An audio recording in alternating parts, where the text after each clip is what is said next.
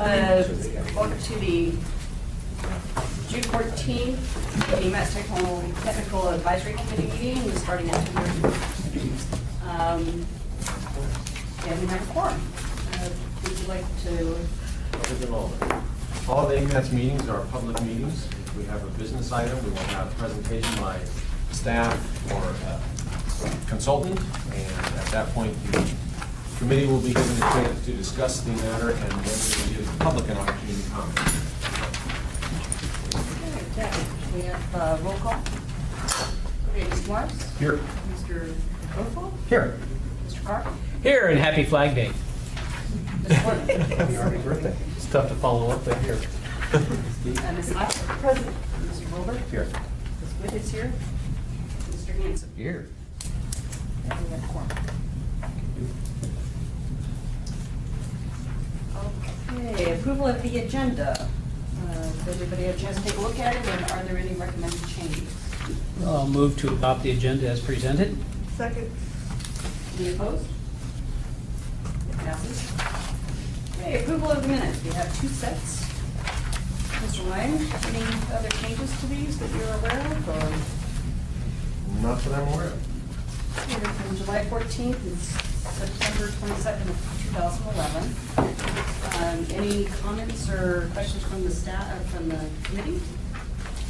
If not, I'll entertain a motion. Move to approve July 14th, 2011 minutes. Second. Any opposed? Any passes? Move to approve the September 22nd, 2011 minutes.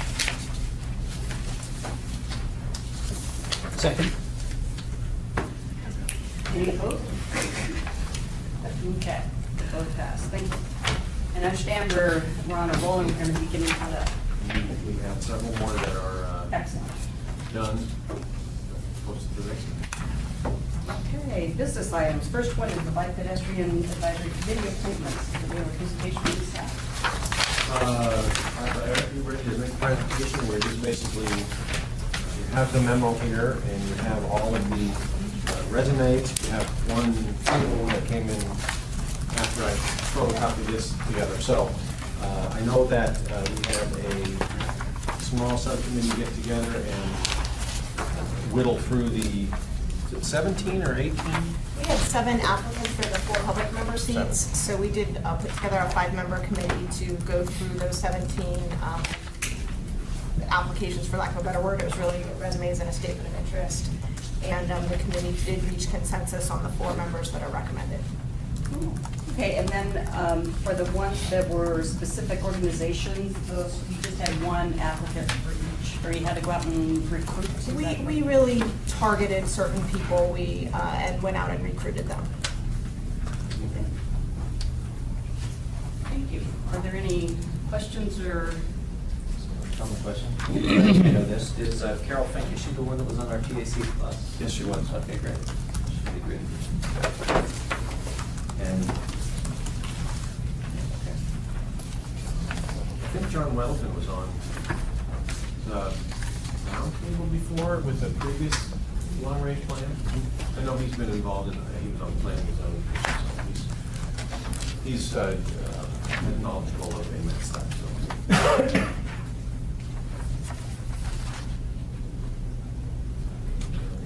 Okay, any, now I open it to the public. Any questions or comments, concerns from the public? So you have a really good roster of folks that are willing to put their time and effort into this. Thank you. Any other, I entertain a motion? Chair, move to approve of Bike and Pedestrian Advisory Committee appointments as policy. Second. Any discussion? Do we make recommendations, or we just give them all? My motion was to move the balls. Steve, if you want to divide the question, we can.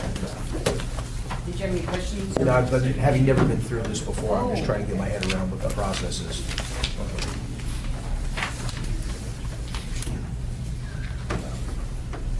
Okay, so we have a motion and a second. Any discussion? Anybody opposed? Okay, so we have a list of advisory committee appointments to forward onto the policy committee for their approval. Again, thank you. Okay, tip amendment number 3, item 5B.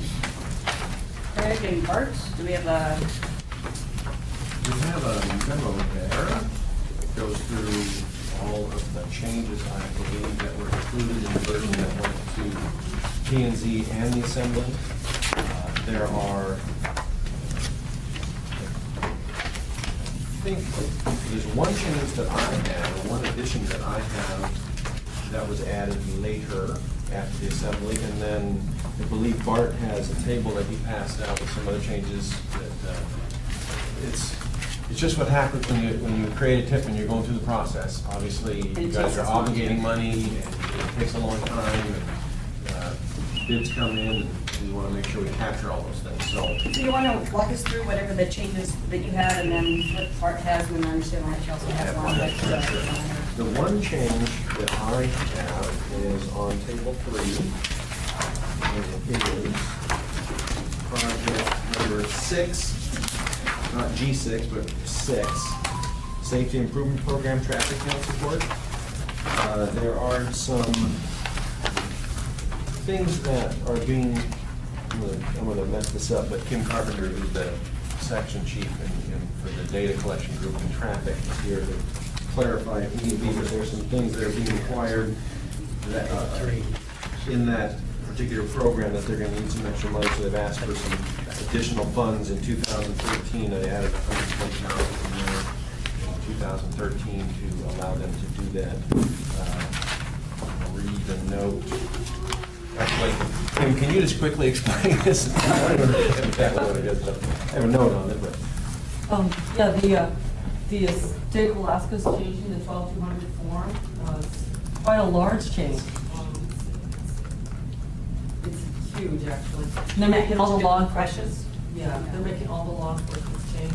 And we'll have to change too. We electronically accept records from them now, but it's going to be a huge structural change to the system to accept all the information and we'll process it.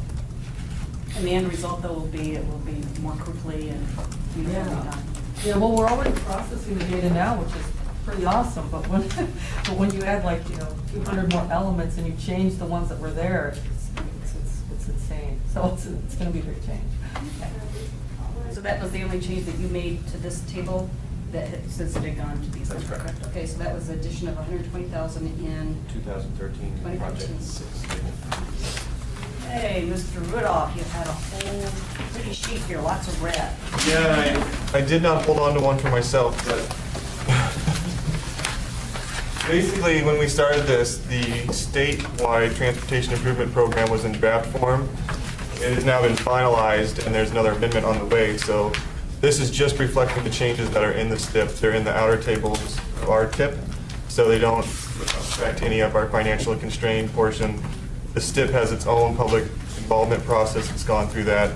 So we're just reflecting them in the TIP so that we're eligible to receive some of the federal funds that are in there. So that's basically what they are. On table 6, on the first page, there's 4 projects.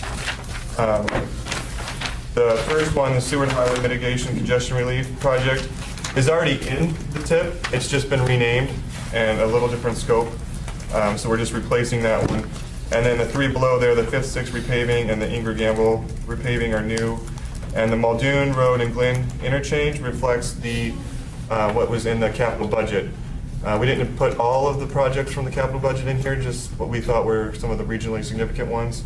This is going to be a big project eventually, so we thought we'd add it in here now. On the back page, table 9, there are 3 projects there that are new in the STIP. We thought we would add those to reflect the federal funding coming into the region there. And then at the bottom, the Whittier, when we did the Whittier maintenance and operations, when we did the TIP amendment, the draft STIP had the amounts that are listed there on the left-hand side. The new STIP changed those amounts to what's in the red there. So those are the only changes that we have with this. Bart, that's the Whittier Tunnel, right? Yes. Yeah.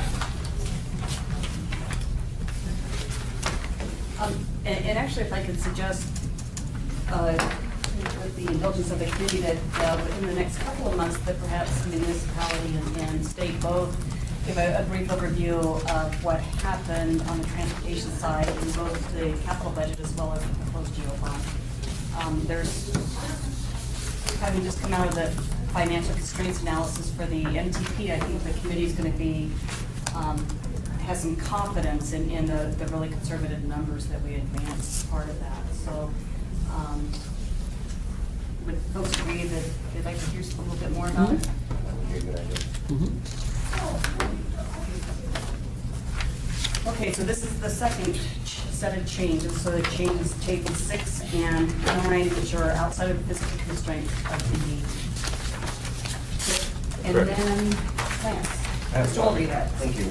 You should have a memo on your desk here from the department.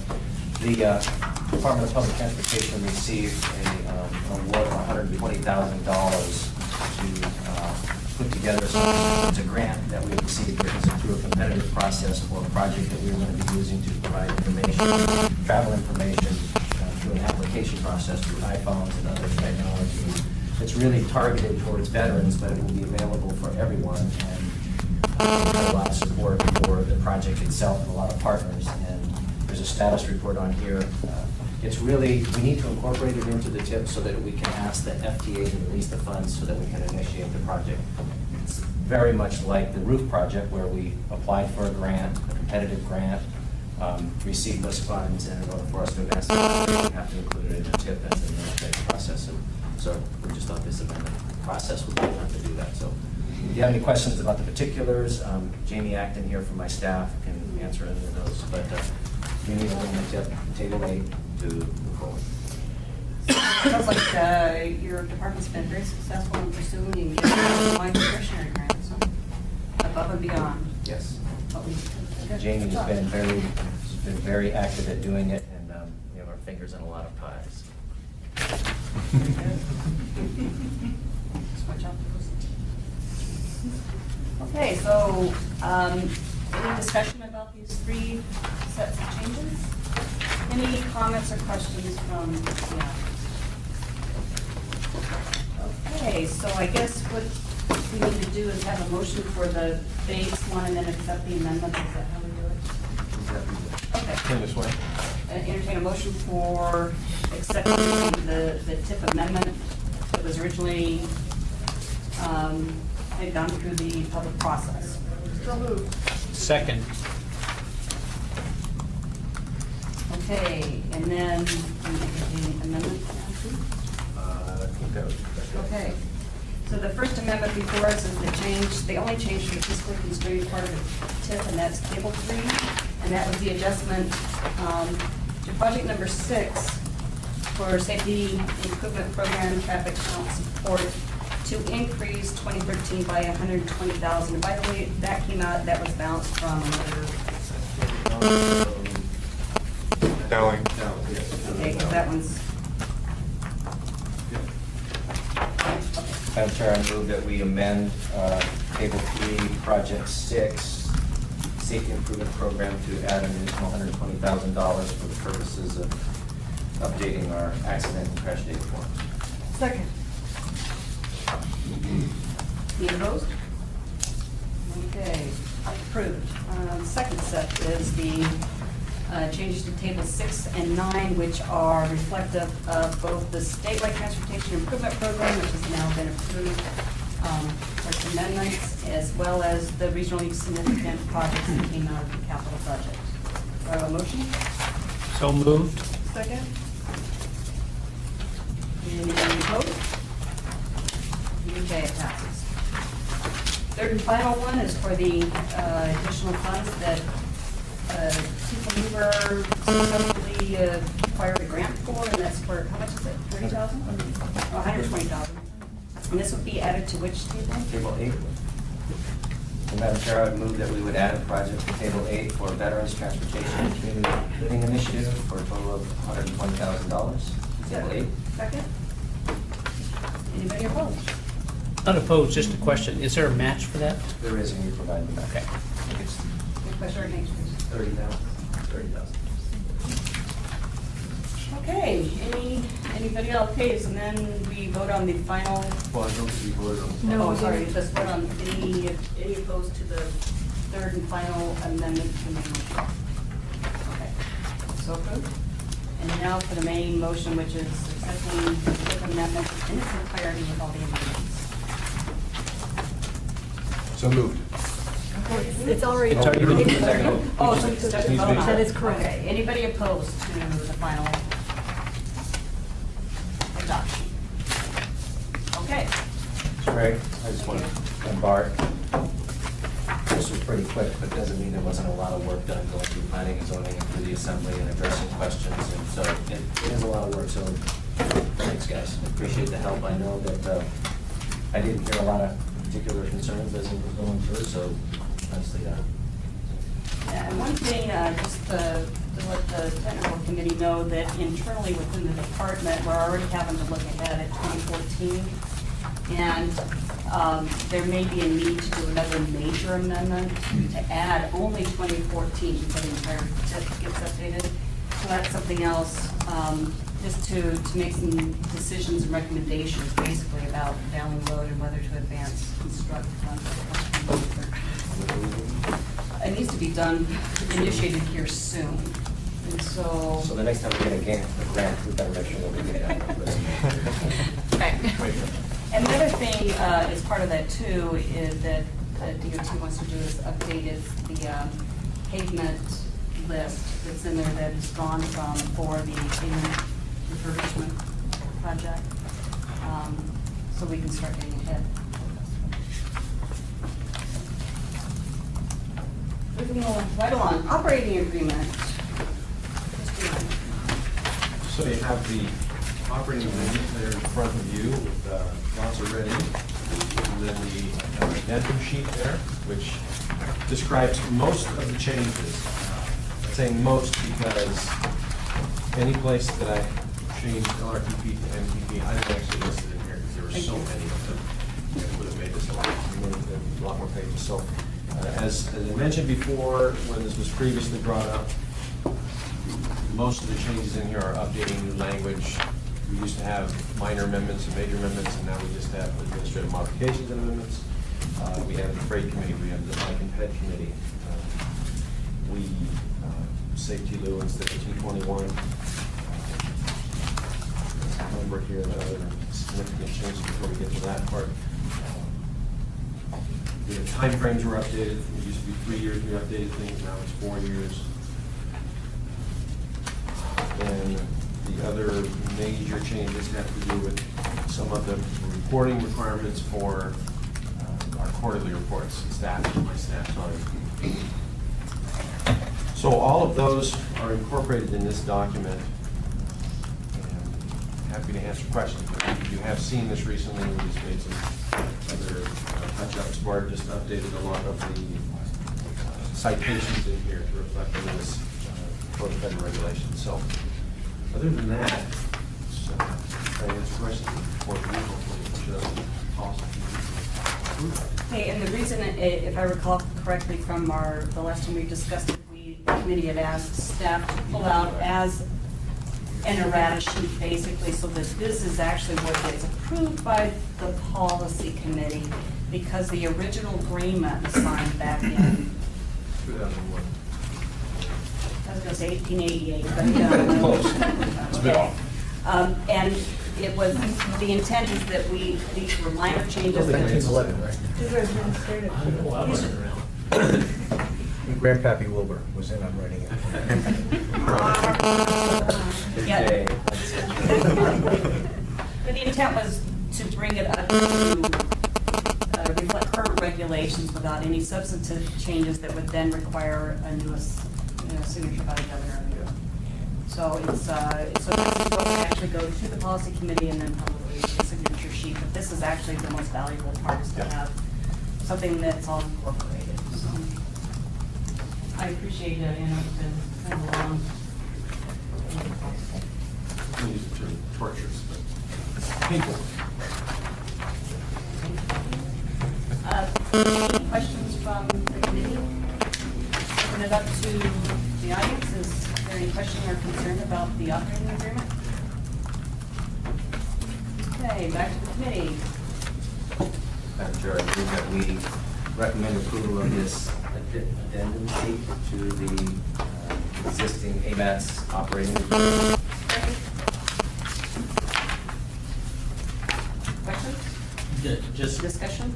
I was gonna say, Find a Lance, typo? yeah, well, it's not really a typo, but if you go to section 5.3 of the Technical Advisory Committee, you got directors of the Department of Community Development, Project Management, Engineering, that's Project Management, and the engineering should be scratched out. that should be good. Oh, man, we missed one? No, man, that's probably not the only one. Ooh, that was one. Oh, because it's, I'm sorry. It should be there, it just should be in red with a strike through. Yeah. Can I make a very minor suggestion? The Air Quality Advisory Committee, I think the acronym for that should just be AQAC, not AAQ. Just be consistent with the other ones. I think it was originally AMATS Air Quality.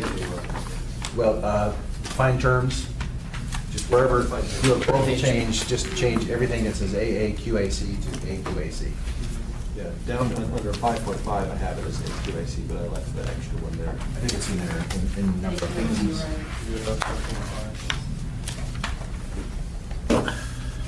Great. That's the only place I missed it. Okay, so I guess what we need is, did we already have a motion? We have a Yeah. motion, so if we could just have An a amendment? general move to amend the changes as discussed. So moved. Okay, so we have a motion to accept the changes with, that were eliminating one of the A's from A through C and to show a strike through under section 5.3. Any opposition to the amendment? Was that an amendment? No, I have a comment on the red. So that's approved. Okay, now we have a comment. I just have a comment. I don't recommend any changes, but as a result of these new grants that we've been receiving, or any of you receive a new grant, since it's a new project added to the JIP, it requires a major amendment. It requires an amendment. It can't even be done as administrative modification. So you have to go through an entire public review process. So if Bruce wins a grant award from Alaska Railroad or FTA or anybody, we have to go through an entire 6-month process, or however long it takes, through a major amendment just to add a project for money that can't be used on anything else. And it seems wasteful of our time and the public's time when we can't do that. I mean, I know that we've done it, had the ability to do it previously, but an amendment, and it says including additional or deletion of a project. And I think that this language is, if I'm not mistaken, this language is the language that's in Title 23. Yeah. It just seems unfortunate that we have to go through this process when you win money that way and have to spend that much time going through the process, so. You know, one of the things we've done, and not, maybe Jennifer can comment on it, or Bart, we've been putting them in illustrative programs up in Fairbanks. If you've applied for a grant, you know, it may take you several months to get it, but we've been, as you go through a process, we've been putting them in as an illustrative program. And according to the process that we've gone through before, you can just move them from the illustrative program into your tip without going through any of this stuff. But you might want to just look at that a little bit. The illustrative program has to be in an amendment, but it can be a minor amendment or something like that. So you might think about it. Just a general comment for anybody. Or to have a generic project in there for some program grants that may be received. I don't know, I mean, these projects don't require conformity analysis, they don't require environmental documents, they're not generally regionally significant, they're pretty small dollar types of items, and to take 3 months to get done just seems onerous on us and everyone else. Just a general comment. I like her idea of having a placeholder. Maybe we just have to add the Illustrative placeholder. Is that, and then put A description, B description, you're lucky enough to add more projects. That's it. Okay, I think we're down to the main motion then, to approve the operating agreement changes. Any opposed? Yay.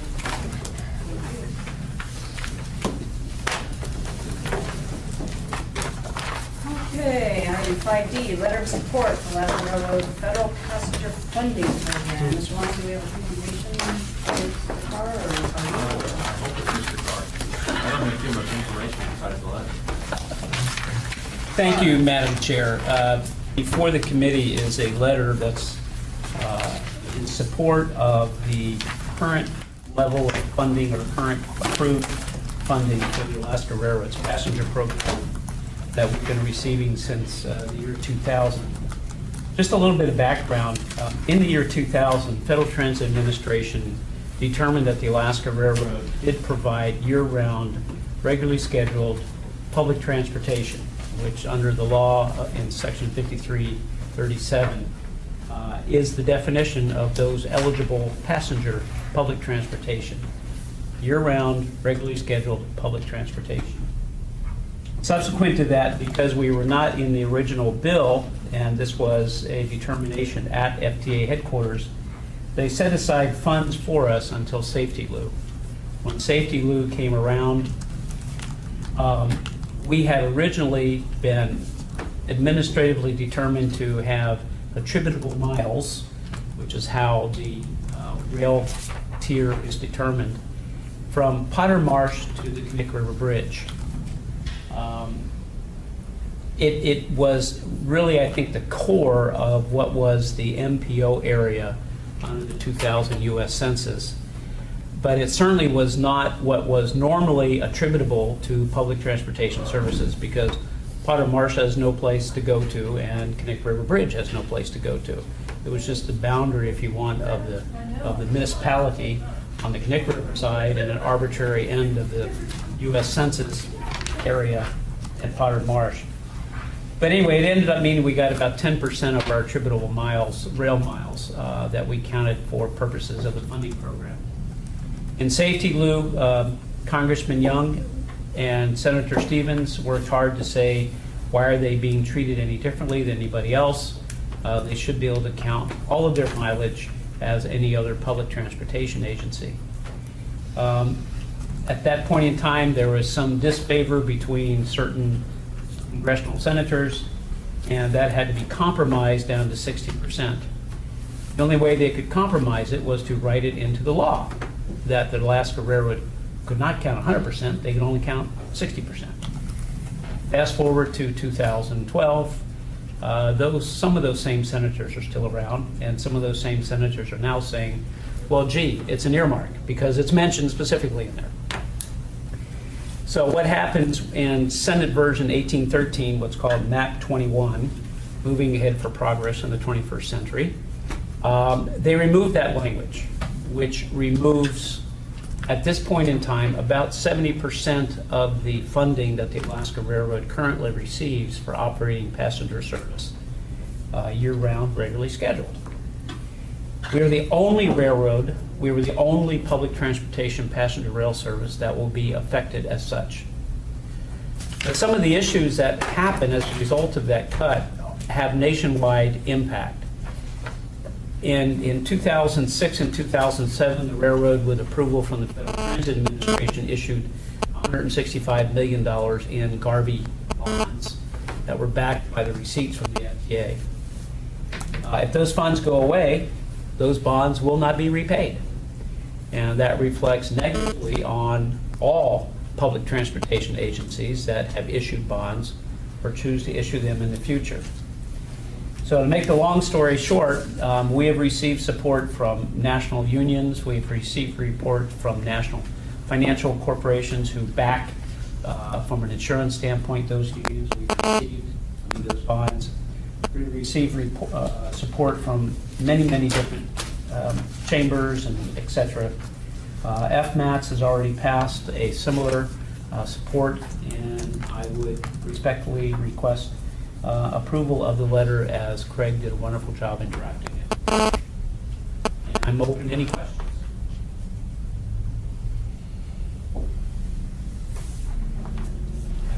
Bruce. Sure. If you don't mind. Mhm. Madam Chair.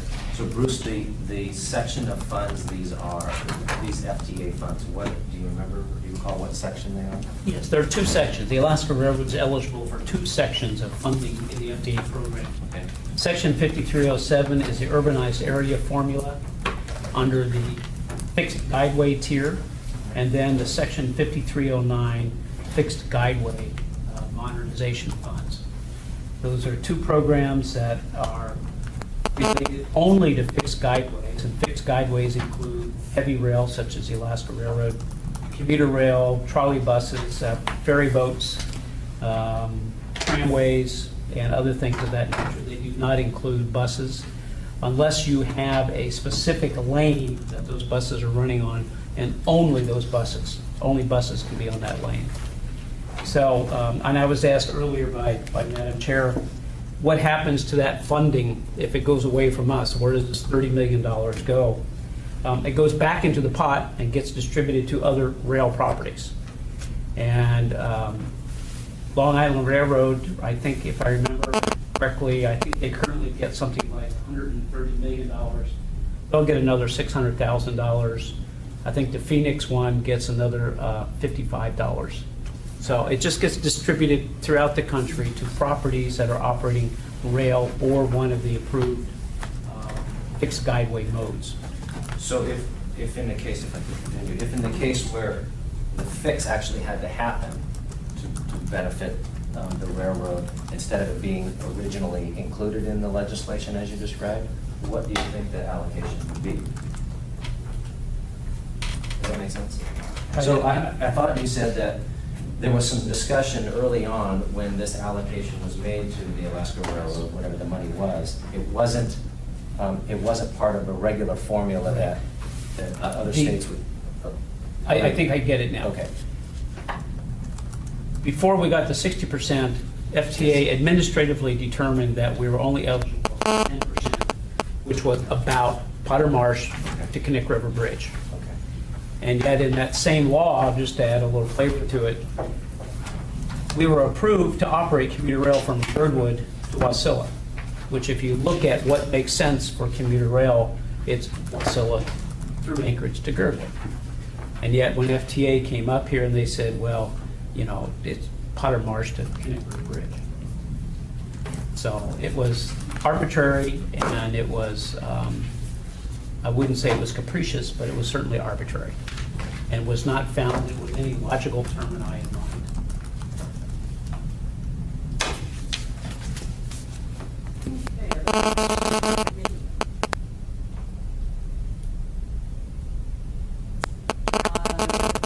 Any questions or concerns or discussion items for the railroad?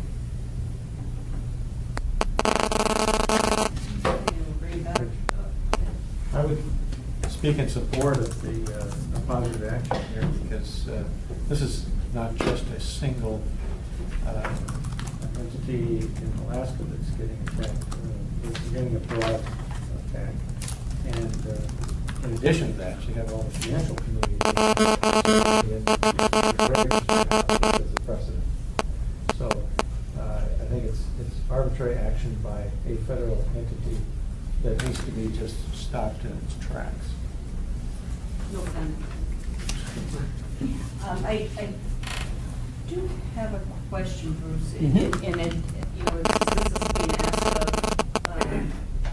the AMATS committee is to, if you could address a little bit about how it is the FTA or the railroad uses its FTA monies for those facilities that are within the AMATS study area. There's, And what kind of, you know, so that, because I think if we could identify specifically how it is AMATS and Anchorage would be adversely affected, it would help strengthen the letter. well, the way the funds are used as People Mover and others use them, preventive maintenance is an eligible capital expense under FTA regulations. We currently spend in the neighborhood of $9 million here in Anchorage Per year? per year. Oh, Plus All of the upgrades, for example, the last 3 years, we've been upgrading the Anchorage Depot. That project was in the neighborhood of $30 million. The rail cars that come in here are all purchased. They count for Anchorage. So there's tens of millions of dollars that is spent on varying degrees over varying years of time. It is system-wide money, there's no question about it. But all the money does come to Anchorage and then gets distributed, but we do specifically spend millions of dollars in the Anchorage area. So it goes to support jobs, it goes to support the local vendors, and the Anchorage Depot, like I said, is probably the most recent one that we've done. We've done a number of studies on double tracking. Part of the money that we spent on the extension and expansion of our rail service through the bases was paid for with FTA money. So over the years, it's been a lot of money. Okay, and then also that $165 million in Garvey bonds, a portion of that was also, so I think what I'm gathering is that there are some, even though it has statewide impacts for Alaska Railroad, there are some very specific impacts to AMATS and Anchorage because part of the debt that Included projects that were in that Anchorage rails, had ties, and from. ballasts that were within the Anchorage area. Okay. Yes, so if we don't get the money right now, what will happen if we don't get the money? We will stop spending money. It's that simple. So, Bruce, Mhm. you're much more educated on this than me, so if, as you know, I mean, there is a pot of money that comes to Anchorage that the Alaska Railroad municipality, and we split, we can have some disagreements on the split, but is this money, if this money is taken away, would that money that's available for the split also go away? Or is it a different kind of money? again, the money that comes into the municipality of Anchorage is two types of money. One's based on the bus tier, one's based on the rail tier. Right. Because it comes in under the same program, 5307. 5307, FTA determines what are the unit values of each of those based on the charts that come out. There is no difference in the amount of money that you're going to get if we're included or not included. You're going to get what you get based upon your bus mileage and your ridership, your population, and your density. That's set. That has nothing to do with how much money we get, and how much money we get has nothing to do with the kind of statistics that you use. We report separately passenger car revenue miles and attributable miles, rail attributable miles. None of that has anything to do with each other. They're different tiers within that formula. Okay, well, maybe we need to be a little bit more simple with the new math. Right now, we split about $16 million a year. If this legislation passes, would that $16 million be available for us to split? No, because you don't operate rail. I mean, I think, I would agree with the gentleman here. I think the railroad, the bonds, I think the railroad should continue to receive some federal funding. I don't, frankly, it's going to be the same amount, and I don't think that it should be all gone. There's two conversations. One is where the proportion of the split, and the other is the money itself. I think there's more conversation that I would have on the split, but I would support the railroad in the request to continue federal dollars, and then have a separate conversation in the split, because frankly, I don't think the split for these funds is fair. But it is what it is, and I think it needs to be changed, but I would support this letter, but I would agree with Jennifer. I think some comments in here that the funds are used for preventive maintenance, maintaining our system, upgrades to the depot for the benefit of whatever you want to say, and adding some little things in there so people know what it's actually being used for, rather than building a spur line to McKinsey. It's not used for that. But that's my point. If you didn't know that, you would think, well, the railroads could be using this money for a track line to a mining operation. Or you could say, why does AMATS care, I guess? So I think to strengthen it, what are the benefits in the AMATS area? So those are, Sure. those are my I'd be happy to work with Craig if he wants to. Or I would suggest adding those if you would like, the expenditures of money in to support the Anchorage maintenance facilities and depots and track structures related specifically to passengers, because that's all it can be spent on. and especially when you look at this pretty impressive CC list of people who come from very large urban areas, I think specifying that, you know, this isn't just, because I've seen some of the other letters that talk about the FHW or the railroad being penalized because you do provide service to rural and more remote areas. That if we bring it and say, well, but in addition, there are facilities and impacts within the urbanized areas as well. So in terms of timing, if this were to come back to us next month, is that still okay since nothing is really percolating before the election? I don't believe that we'll have a bill by June 30th. I suspect you're correct there. So it would be okay to have it, Absolutely. Would the committee be okay with remanding this back to the staff to work with Bruce and even send it around? I'd be happy to put my 2 cents. Sure. Thank you. Okay, one more. And Bruce, I don't know if you know, but the mayor sent in a letter with his comments on changes to map 21, and he wrote a paragraph in there supporting the railroad continuing to receive their funds, their federal dollars. So I know that. I know he's supportive of that as well. Yeah. Okay, so that's going back to staff. Anything under other business? Okay, informational reports, and these are ones that are kind of routine through on a regular basis pursuant to our public participation plans. Yep. So did we have anything for 6A, port waterways, aviation? I believe our gentleman from the board is going to give us an update on that. Am I talking about aviation transportation status 2? God, I hope not. Only if you want to. Only if I want to make something up. Well, thanks a lot. Yeah, let me give you a little bit of an update on what's been going on down at the port, but I do want to start first by introducing Mr. Rich Wilson here, and he's the new director at the Port of Anchorage. He's in the job about a month and still comes to work every day, so I guess we haven't scared him off. But we're glad to have him, and we're glad to have his experience down there as we begin to enter into a huge planning phase down on the port. We're trying to reframe how we talk about the port. There's an expansion project that's ongoing, and then there's the port as it exists today, and both have significant needs. The main port that we use every day because it's 50 years old, and there are some significant issues with infrastructure there that we're trying to get our heads around. And then there's the expansion project and some of the challenges that everybody's read about in the newspaper. We didn't do any construction this year out of the expansion project, and it was a wise decision to take the year off and look significantly at planning the way ahead. There's several studies going on right now that are going to help inform us on what the best way to proceed will be. The Corps of Engineers is doing its own study on the construction management process, and is going to make some recommendation to us on the best way forward on how we could better manage a construction project this big. So they're going to taking a little bit of time to put together that recommendation for us, and they'll be delivering that to us hopefully by the end of this month.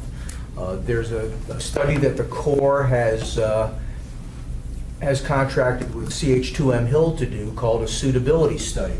What the suitability study is doing is it's looking very intensively at the design, the open cell sheet pile design itself, and they're going to give us some feedback on whether or not that design is worth continuing forward with, or are there opportunities to perhaps modify the design a little bit and change things so that we're more successful in the future than we have obviously been to date.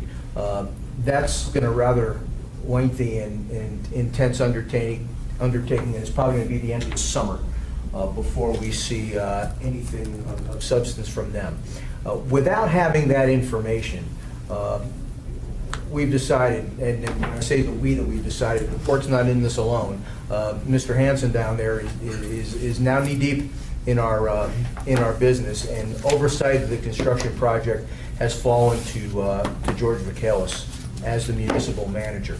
But we, as the new team that is overseeing this thing, are going to use this information to help us decide what the best way forward is, what's the best contracting vehicle to use, what's the best team to bring together to assure us some successes going down the road.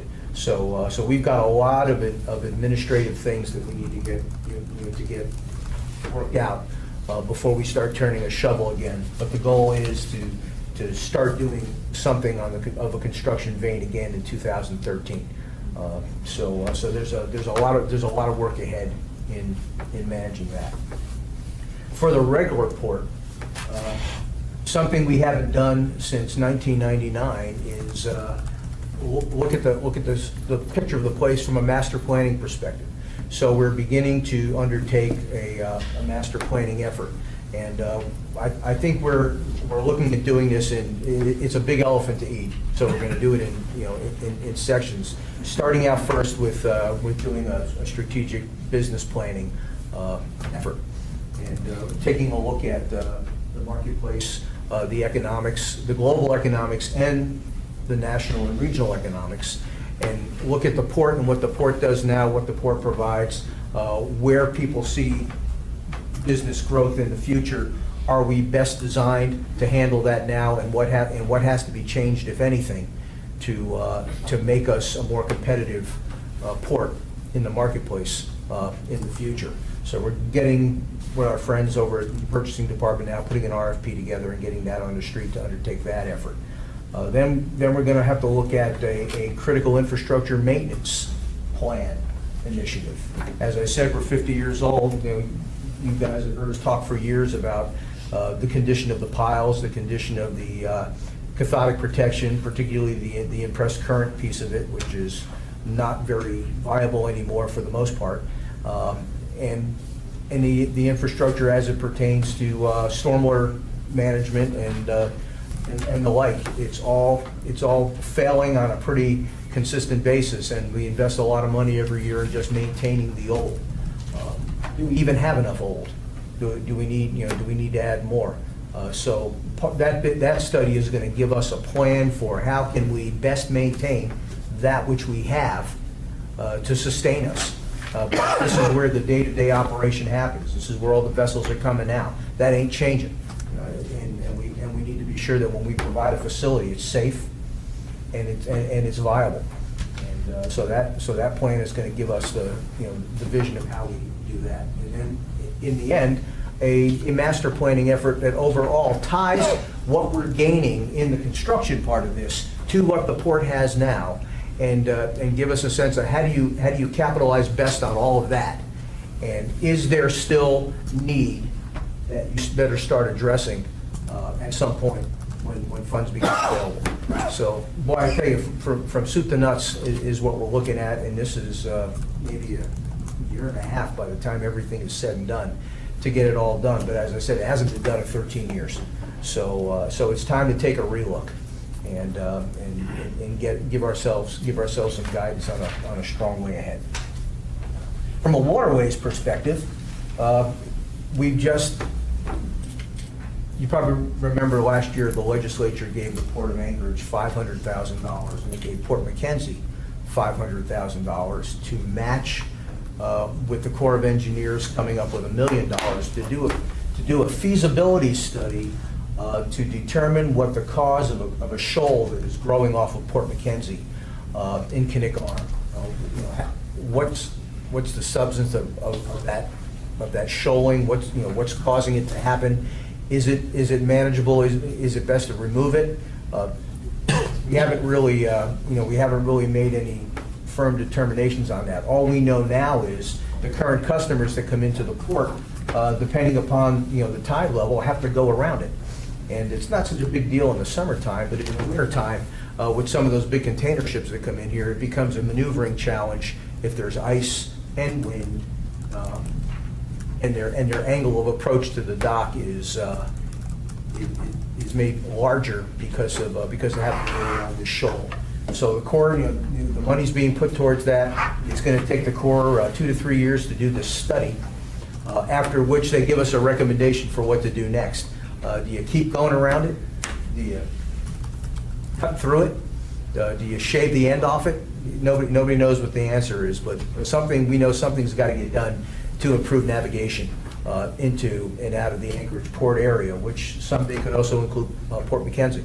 So we both have skin in the game, and we are both very interested in finding out what the results of this study will be. So more to come on that. By the time we get around to giving this report next year, there'll be some meat on the bones of that study, because they will be about a year in, and we'll see what's been determined. That's pretty, in a nutshell, that's what's going on. Thank you. Rich, do you want to add anything to that? Oh, good job. I think we are undertaking a huge reset, repositioning, and it'll be with the help of Jerry and with legal and with the help of some contractors and maybe new hires, the project management area will move forward. We are looking for good candidates that are we're not actually recruiting, but we're kind of passing the word that there may be a real good top PM job that needs to be filled. And so I just wanted to put that on the table for folks in the transportation business here. And Emily gave the report last year. She has gone on to bigger and better things in the public health field, getting a master's degree in that. And we're sorry to lose her, but we'll be filling her position soon. So any good news or liaison or grant writer folks that you know of, please let us know. Calm down. You can't have it. Anybody in the room? So you made a mistake of pointing her out. I'm telling you, she's a rock star. What are we talking about? Permanently, I'm not available. Previously engaged. It's a people mover. We can pay more than Lance. That you can do. I'm done. Everybody can pay more than Lance. Even street makers pay more than Lance. I know. I'm telling you, That's all I had. Yeah, right. I need an agent, if anybody's free. Questions, comments? Oh, you're interested? No, an agent. You're gonna be getting phone calls. Steve, where is the shoal geographically? Is it off Fire Island? Is it? No, it's southeast of Point McKenzie. Southeast of Point Yeah. McKenzie, okay. That's inside of a line you can draw between Point McKenzie and Point Warrensoff. Inside of that, the southeast. It's right on what's called the range line that comes into the port area. You know, once upon a time, you made one dog leg when you got around the west end of Fire Island, and you had a straight shot in if you lined up on Karen Point coming into the Port of Anchorage. But now you can't do that anymore. You got a dog leg down to the southeast, and then turn back up to the east-northeast to make a turn to come to the dock. If you can come straight into the dock, it's not so bad, but if you've got to make a 180-degree turn to get up to the dock, it's a challenge. And Tote, for example, can only dock port side 2, which means that they're always making a 180-degree turn, and they're particularly challenged in the wintertime because that ship is so big, it's like a sail in the wind. So getting that thing turned all the way around in the ice and sometimes in the currents is tough. It would be infinitely simpler if it could come straight in and just make a 180 versus having to make like a 240, 250. It's no secret to anybody in this room that this is a unique body of water out here to work in. And I was just having lunch with Toad, and they reiterated some interesting things. You know, it's just like, there's no other port that they know of that's anything like this. The ice, the silt, the tides, 30 plus 5 foot tides, and the shoaling potential. Lots of interesting, and we have some environmental issues. Oh, I'm not raising my hand for that. I felt like, okay, you're it's the bill. No, just out of curiosity, because you guys dredge, is that for the silt? And so what's Yes. the difference between the silt dredging and a shoal? What's the difference between the two? Yeah. Well, it's the same material. It's the same, well, We don't know if it's the same material. That's part of what the study's gonna tell us. So yeah, don't quote me on it's the same material, because we don't know what the substance of it is. It's getting bigger though, the shoulder. It's growing out. That's what it's been doing now for about 5 or So 6 where have you been, years. dredging then? Well, and the Corps of Engineers is responsible for the dredging, and what they have done is they have designated a dump area that provides for a scouring effect, that takes all those spoils and moves it out into a safer part of Cook Inlet, so that it doesn't come back in mass quantity, and that we know of, yeah. But they've done a lot of modeling to pick the spots to dump the dredge spoils. Unfortunately, we don't live in a part of the world where you can use the dredge spoils to make land. It's just bad material. It's glacial silt, so there's no real substance to it.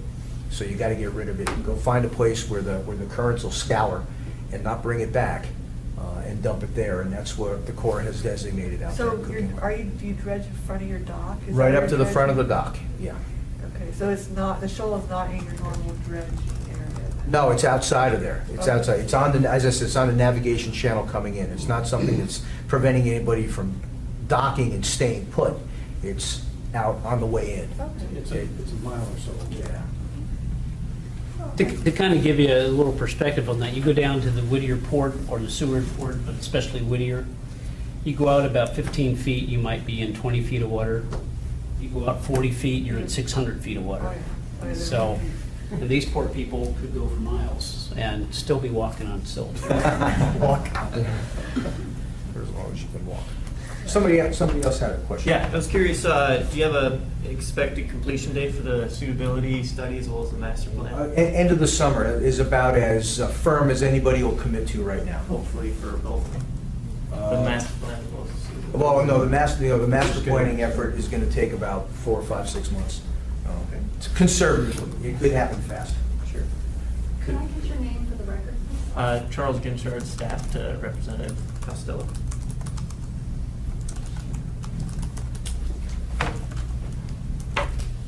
Any other questions? Thank you. I have one, this is, sorry to belabor this question, but the shoaling study, is that mostly a modeling effort? Or is this, when you say they're going to try to identify the source? They're physically going out there and sampling it. So they're trying to figure out where the particulate that's being deposited is coming Came from, yeah. And that's the primary effort, more than modeling, or Well, both? No, it's both.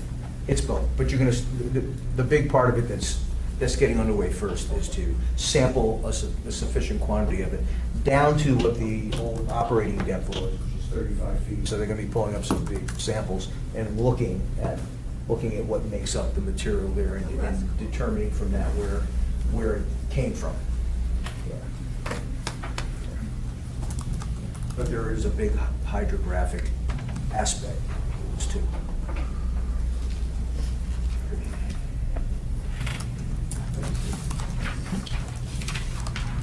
What do you know about aviation? No. Well, I spent 30 years doing that, but not commercially. So landing and taking off is a difficult part? It's ending your life with the same number of takeoffs. That's what you really want. So might we, in the future, have something from maybe Merrifield or Anchorage International on that one? They were offered, but I didn't hear, but I can press it again. I mean, it's a tough time of year. I know the Merrifield is working on a master plan right now. I'm not sure how far along they are, but we've only had one meeting. I know there was a public open house, but I'm on their technical committee, and we just had one meeting so far. Non-motorized transportation status report, I believe Lori gave it to the policy committee, and with her not being here, she'll postpone that. We can do that. I mean, the basic gist is that, we're working on the area-wide trails plan. We've had a number of public meetings, and at this point, we're working on creating the draft document.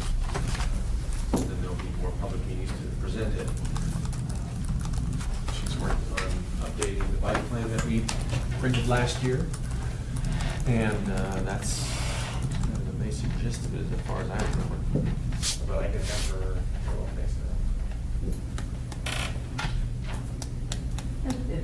That's kind of hit the highlights. That's the highlights. Okay, deliverability concerns report, is there any at this point? We should get those kind of updates as part of our the obligation reports, but at this point, are we going to be spending all of our money, Bart? As far as we know, at this point in time, no concerns. Not to say next month there will be. Subject to change, is that what you're telling me? Okay, and same with you, Carrie, any? All right, no news, good news on that front. Other informational reports, are there any? Okay, going around, yep. Well, I can give a comment or a report. I mean, just so you guys know, if you don't know, the policy committee did act somewhat on the resolution that Steve had been working on regarding the standardization inputs into the next transportation demand model for the next entity update. They didn't approve the resolution specifically, but they did make a motion that passed that directed the TAC to begin to work on policies and procedures to do some standardization. So we do have our direction now to do that. And since it is summer, you know, I think it would be probably best we don't try to set up a series of work sessions yet, but then I think that staff, and if I can make a motion, but to start setting up some work sessions here in the latter part of the summer, so we could begin working on that. This is to kind of regionalize the inputs. Yes, it's the actual policy procedures. How would we do it? How would we, what it would take? How would it be going? How would they come up from the technical advisory committee? How would we work with AMATS? When would we work with AMATS? It's all the timings. It's all that logistical details that then the policy committee can either say yay, nay, or whatever.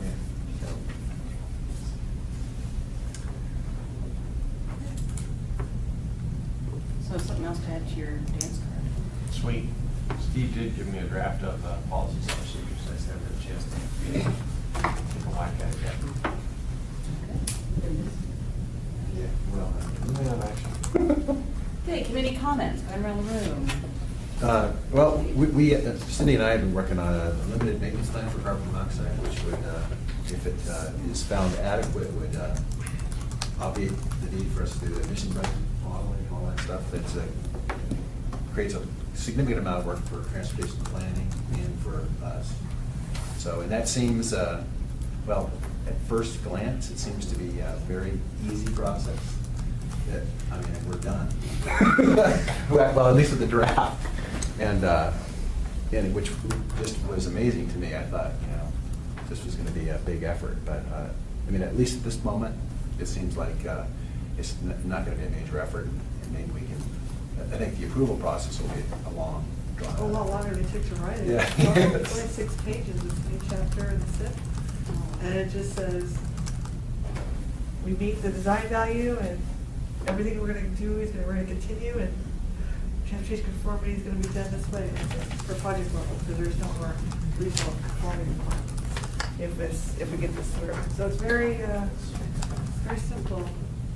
Then all AMATS probably have to do, or with Steve in the future, if this passes, would be just to have like a page or 2 pages shows, here's the design value that we continue to meet, and we're good. Similar to what the PM 2.5, the PM10 LMP conformity determination did to the NCP. It was just a couple pages. It just makes it a lot more efficient. Yes. And simple, yeah. Yes. Instead of this thick, it'll only be 2 pages. Well done. Well, and I think really credit the idea of this. I think EPA Region 10, Wayne Nelson, kind of said, hey, you know, there's this option here for us. And I think both Cindy and I looked through and said, wow, that's pretty nice. We'll look into that. So hopefully we can, I think we'll have to get the Air Quality Advisory Committee together to look at the draft. You know, perhaps they want to see it before it goes to the public. And we'll still be required for interagency consultation. That's still a requirement. So we still have to get everybody together, so we still have to plan. And, yeah, so that's coming. Hopefully we'll start at the end of the summer, going through, starting with the AMATS project. Thank you. Any more? No? Good, thank you. Yes, some good news and bad news. The state rail plan, I believe, has been issued, and our notice to proceed has been issued. So we hope to see the contractor on board, in the next couple of weeks, and they'll start doing whatever they're going to be doing. It's a statewide rail plan update, so they'll be in Haines and Skagway and Anchorage, Matsu, Denali, Fairbanks, Bethel, and Nome, Prudhoe Bay, and Tolk, and all that. So it should be about a 12 to 14 month effort.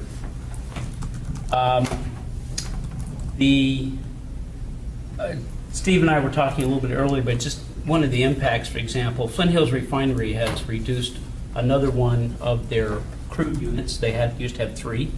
Now they're down to about 1.5. They're operating one unit about 50% until the 1st of July. But we've lost a considerable amount of business, and we've also lost 52 jobs out of the railroad. And we've cut our capital program by about $15 to $20 million this year already. If any further cutbacks to that Flint Hill Refinery movement goes, we'll have to cut more employees. And to give you an example why that's Flint Hill Refinery, most of those jobs came out of Anchorage, because there are yard crews, train crews, maintenance people, track maintenance people, and others. So that's not just that's the not so good news. And just a reminder, on June 20th, your Freight Advisory Committee set up a little informational trip on the Alaska Railroad. I think we're going down to Whittier and then busing back. I'm not sure how many people had signed up to go, but if you get a chance, it should be worthwhile. That's it. Central Region, we're going to start an exercise to identify some more pavement replacement projects, probably with an eye towards state funds as opposed to the federal funds. Goal is to work with our M&O group and our EMS group, management group, to identify these. The goal is to have a list together sometime in August. If this is similar to most of these exercises, that's what it'll be as an exercise. Thank you, Ken. There it is. You guys are just depressing. It's called reality. I know. It'll be fun. Oh, that's good. Yeah. I don't have anything yet. So we, in public transportation, we have all of the new fare boxes that I told the community about. They were installed over the weekend in all of our routes. And after the first day, after talking to the drivers and passengers and have ridden a couple times, all is good. Little fingers got stuck. No fingers have gotten stuck. We had a couple little glitches, and we also have a ticket vending machine inside the transit center. We're going to be looking at buying more, putting more of those. They currently don't accept credit cards, but it's going very well. I mean, we've had some people that frankly have been riding for free. Those are the ones that a very small percentage, probably less than 5, but sorry, the Chuck E. Cheese token doesn't work anymore. It's not a quarter US, we don't ride. Oh, they're busted now. So anyway, it's doing very well, and we've got a lot of other changes coming up, so the fare boxes are being successful. So where was John's right? You know what, I don't know, because when the Chuck E. Cheese tokens ran out, he was trying to get rid of those 3/4 inch washers, and they wouldn't take those either, so. He wasn't even here, did he? What do you do with all the Chuck E. Cheese tokens? They just, right now, before they would go in, and we couldn't tell it was Chuck E. Cheese token. Now, if it's not a US currency, it just goes straight out the bottom. But over the years, you've probably collected like a big pile of them. Sorry. That's my problem. Let's have. Yeah. And you got me caught in there. Just for those whack-a-mole. It's just construction season, and I hadn't noticed. Actually, DOT's doing most of the damage for us, but We're gonna be out, and Good job. a lot of ours dependent on the government for state funding and such. Ninth Avenue, the East half, that's gonna be going on this summer between Cordova and Latouche and a lot of residential roads. We're gonna try to do a lot of rehabbing pavement.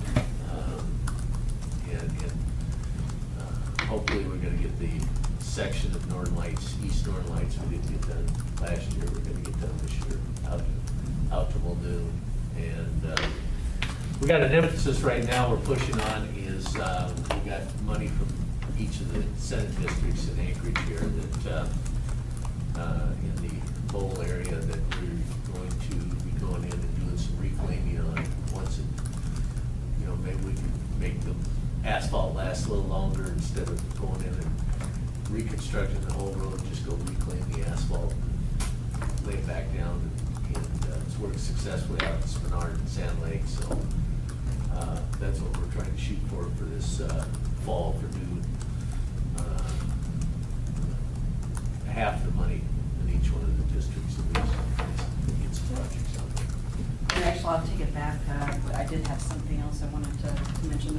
Central Region Planning, and working with the regional director, has issued our first quarterly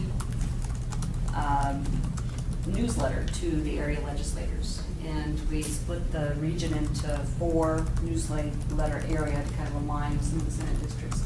Mostly as a way, we send it out in hard copy and then followed up with electronic copy as a way to help folks be drawn into the department's websites and locations for project information and project status. And so we intend to continue that, doing the quarterly, and so far, hopefully you received the copy? Yeah, we read it. Oh, We received it, I remember. And so we actually have a separate email address so that the comments and recommendation suggestions for improving the correspondence can be focused on. Anything else? Just Good of the order? the next Yes, couple of the meetings next here. I didn't meeting, have There isn't any, there's CU stuff on the bottom. June 28th Policy Committee, and then the 2 July meetings, July 12th for the TAC and July 26th for the next policy meeting. And as Bruce mentioned, it stole my thunder, the Freight Committee, June I'm sorry. 20th.